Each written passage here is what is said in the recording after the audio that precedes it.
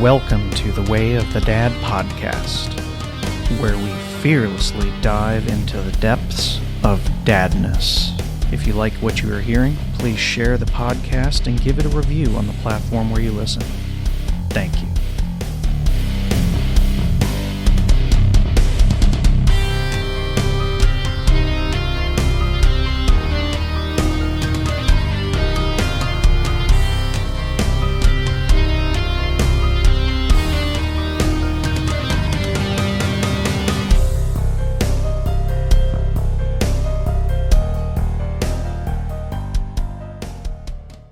Episode 3, The Matrix Resurrections, non-spoiler and spoiler discussion.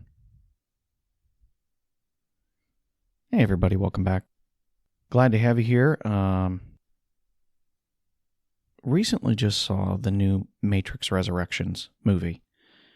Like I said, I wasn't going to become a movie review channel, but when I watched something that I did want to talk about, I knew that I was definitely going to. I just like movies and TV shows too much for me to never talk about them. And I figure it's nice to have a good change-up. The Matrix Resurrections definitely left me with thoughts. We'll call them thoughts and opinions. So what I want you to know is in this episode, I will have a non-spoiler basic discussion up front. And then I will very clearly let you know that there will be spoilers going forward after a certain point in time. So The Matrix Resurrections does, if you've seen the trailers, you know, it is a return to the Matrix universe, if you will. And we've got a very, very famous game programmer named Thomas Anderson who is having dreams or visions that he's not sure what they are and what they mean, almost like memories of another life, and he's really struggling with them, and they're interfering with his reality, and he's going to a therapist to help him work these out. All the while he's working on a new game at his company, we're shown that the game that he's famous for is called The Matrix. His boss calls him in and says that the people upstairs, the suits, they want another Matrix game. And it's time to go back to the Matrix. Thomas also keeps running into this woman at the coffee shop. They have that deja vu connection. Do I know you? Have I met before? And this is where the rabbit hole begins for Mr. Anderson. Sorry, couldn't resist that. That's the basic synopsis of the movie. So after seeing this movie, again, no spoilers here, I've definitely got some thoughts. I'll get into some things here that are not spoilers as long as you've seen a couple of the trailers. I have not seen all the trailers. You know, obviously we have Keanu Reeves back as Neo. Carrie-Anne Moss is obviously in this as the lady at the coffee shop that he keeps running into that they don't seem to know each other. Yahya Abdul-Mateen II is, well, telling us he's Morpheus, based on the trailers. You got Jonathan Groff is Neo's boss, obviously. Jessica Henwick is in here, and she was most notable, at least Game of Thrones and Iron Fist series on Netflix. Neil Patrick Harris, a.k.a. Doogie Howser, MD, to me, and he'll always be. He's obviously Neo's therapist or analyzer or whatever you want to call that. Obviously, he's trying to help him work through these dreams, flashes of whatever. And then Jada Pinkett Smith is in here as Niobe, but she looks very different. Coming away from this movie, and for background, I absolutely love and adore the original Matrix trilogy. The first movie is virtually perfect. Virtually. I mean, maybe I could find one little thing here and there, but the overall movie itself is virtually perfect. I mean, if it was out of 10, it would be, a 9.95? Now, the two sequels as much as I like them, I can admit that they were not quite as good as the original. Very few things tend to be, by the way. You hear a lot of times people say, oh, I saw the second one. It was even better than the first. Well, a lot of times it's not. It's just bigger. Or it just expands on the things from the first. And with The Matrix Reloaded and Revolutions, that is actually pretty close to the truth. Although they did make some very questionable judgments with some of the CG they used because it just wasn't ready. It's not because they didn't try to do a good job.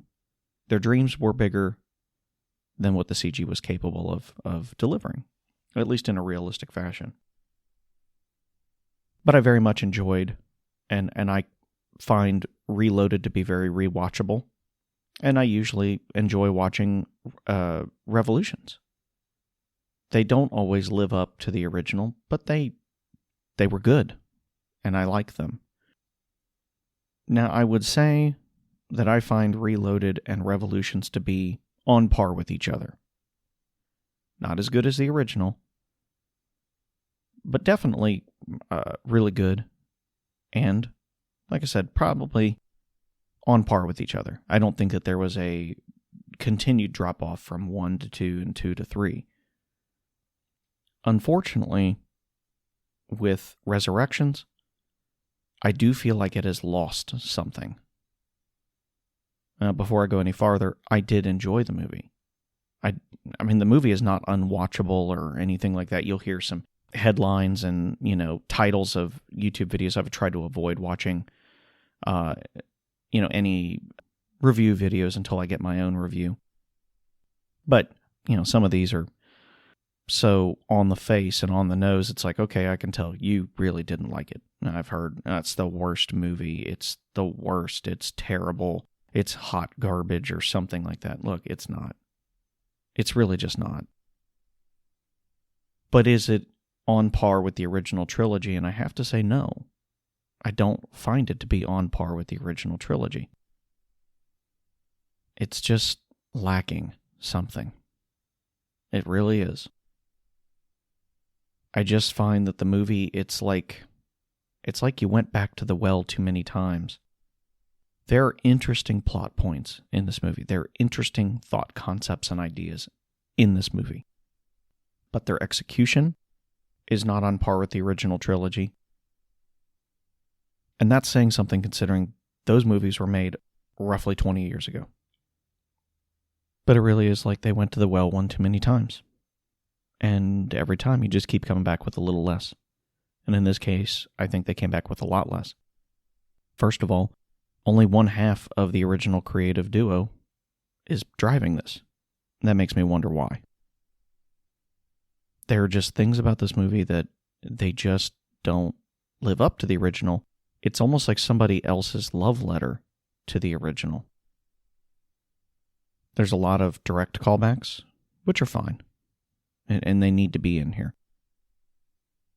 But this movie doesn't offer you anything new. I'm not saying there aren't new things in here, but what I'm saying is fundamentally, philosophically, at its core, it doesn't offer you anything new. It feels like a lot of retreading. And like I said, it's watchable. And it's not an unenjoyable film. But its pacing is not as good as the originals. Its action set pieces aren't as good as the originals. The visuals aren't as good as the originals. Think about that. 20 years later, and you can't give me something visually stunning? It's fine. It's just fine. And that's about as good as I can give it. I mean, that's probably like a 6 out of 10. It doesn't do anything terrible. It doesn't crap all over the original series and the, Neo's sacrifice or anything like that. And it doesn't disrespect the originals. It's just fine. That's all. So, I'm going to go ahead and get into some spoilers now. I'm going to try to keep this from meandering too far, because I tend to meander when I talk. But we are definitely getting into spoilers now, and you definitely, if you don't want to be spoiled, definitely now is the time to turn off, go watch the movie, and then come back. Obviously, I want you to come back. But, so getting into some of the things that I have some random thoughts. I mean, I actually found the way that they came back to this universe and continued on to be okay. I didn't mind the way that they wrote that in. And there's a same but different feel. You know, Keanu Reeves and Carrie Ann Moss's chemistry is phenomenal. As it almost like they just literally unpaused it from 20 years ago. And like I said, one of the things I really liked is that what Neo sacrificed himself for in Revolutions wasn't in vain, and it wasn't cheapened. But again, here's some cons. None of the action set pieces are original, or I shouldn't say original. None of them are memorable. I can go through the entire original trilogy and I randomly pop off so many beautiful, memorable, and inventive action set pieces, and there's none of them in this movie. It's just fine. The martial arts action in the original trilogy was phenomenal. Absolutely phenomenal. Beautiful, flowing, gorgeous, and highly practiced. The few action martial arts pieces that were here were just fine. Like, they look like you could find them in any other regular action film. They weren't as polished. They didn't look good. All of the characters that helped Neo along the way on the ship are highly forgettable. Jessica Henwick as Bugs is the only one that's really pushed forward with any effort. She's the only one I can remember a name from. That you can't say that about the original movie. Even though most of the characters on the Nebuchadnezzar died, you knew most of those names. They were interesting. They had character. And even if it was in very, very small amounts, they had a little time to shine. Just a smidge. The visuals just aren't as slick or as powerful as the original. There is a terrible meta reference. And the longer... So, for full disclosure, I actually already recorded this episode. And I came away wondering, just not feeling right about it. Like, I didn't like the episode I recorded. And the more I had... And it was like really, really right after. Not like right after, but within the very next morning after seeing it that night. So it's still very fresh on my brain. And I went to work, and the whole time I'm thinking about it, and I'm like, God, I didn't think of this. Or the more I got distance from it, the less I liked the movie. It's almost like, you know, when you watch a movie and you spent the money and you're like, oh, that was pretty good. Yeah, I like that. It's like you're almost trying to convince yourself you liked it because you just dropped some decent cash on it. The farther I got away from it, the less I realized, or the more I realized I didn't like it. I didn't hate it, but it's a new movie. The honeymoon was wearing off, I guess, is basically what I want to say. I really like Neil Patrick Harris, but I did not like him as this, the analyst, which is actually, you know, here we are in spoiler territory, just so you know, in case you forgot. He is the analyst, as in that's the name of the character, and he took over for the architect. He's the new creator of this new Matrix.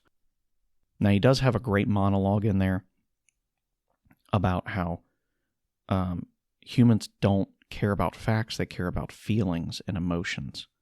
And that's how you make things real. And so this guy's definitely more attuned to the humanistic side, and understanding how humans work and how we think and whatever, blah, blah, blah. And that was a really great monologue. It was very, it was very, very, it was a good philosophical point that he was making. But the problem with Neil Patrick Harris that I have a problem with, that I noticed in the movie, I noticed it right there, is he talks like he is the millennial or Gen Z grandchild of the architect. the architect has this high way of speaking, this highly educated manner and method of speaking. And it's like, man, I wish I could get to the point where I could speak like that. And Neil Patrick Harris talks like he's a millennial or a Gen Z. And I thought about that, and that's what I said in the previous version of this I recorded, and I actually came back to that, and I thought, actually, no.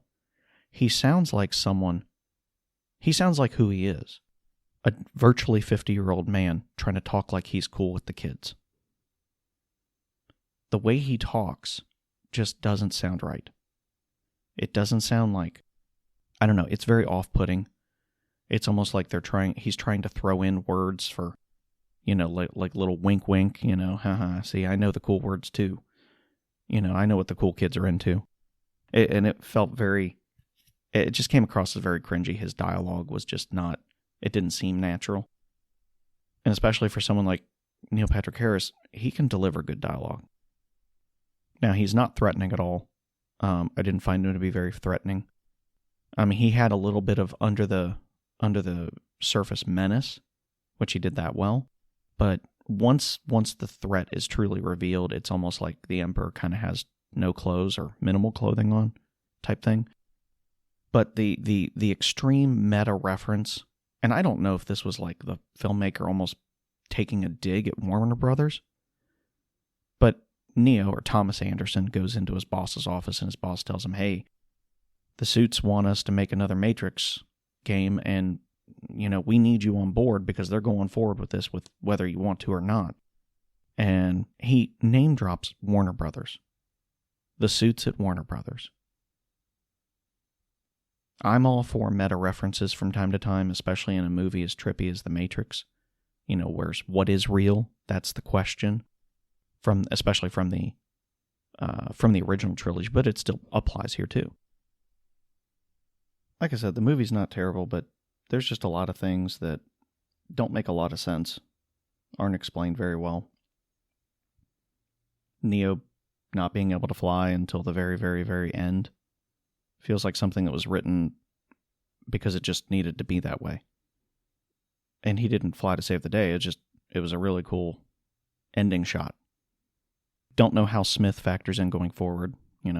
Spoiler, the boss is the new Smith, who has been captured by the analyst and really hates the analyst. But it's kind of weird that it's kind of like he did like with Neo, like until next time, I'll come back and get you later type thing. It didn't make a lot of sense. And then the last thought I had was, in the new city, Io, where Niobe's in charge, I liked seeing Jada Pinkett Smith back, but I felt like her character was pointless.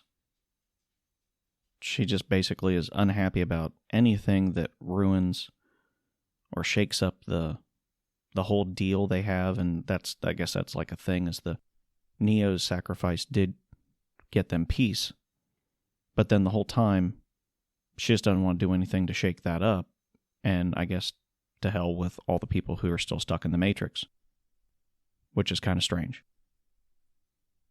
And it almost makes me wonder if the machines really won, because now you've got all these people in IO that don't want to mess with the Matrix, don't want to go get anybody out, because they're comfortable. And so now the machines don't have to worry about them. Now Neo and Trinity are both the one? The duo? I don't know. It's fine. Like I said, the movie's fine. It's not unwatchable. But it just doesn't have what the original trilogy had. It doesn't look like the original trilogy. Like I said, it almost feels like a whole new creative team made this movie based on the original trilogy, except for the fact that one of the original creators is actually the creator. So, like I said, it feels like something where you go back to the well too many times and you just keep getting less and less out. But the movie's not without its interesting plot points or thought processes. Anyway, I'm going to wrap it up here with that. So, I'm sure you'll let me know what you think in the comments. And until next time, Take care and have a great day.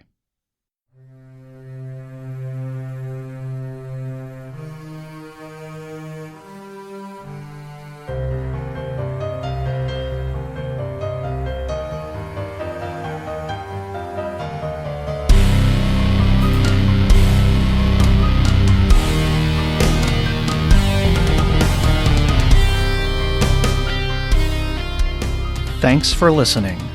The Way of the Dad podcast is produced and recorded by, well, me, a stunningly average husband and father, who appreciates all of the likes, shares, reviews, and support you give. If you would like to reach out, you can find the podcast on its Facebook page, and of course you can email me at wayofthedadpodcast@gmail.com. Come back next time as we continue to fearlessly dive into the depths of dadness.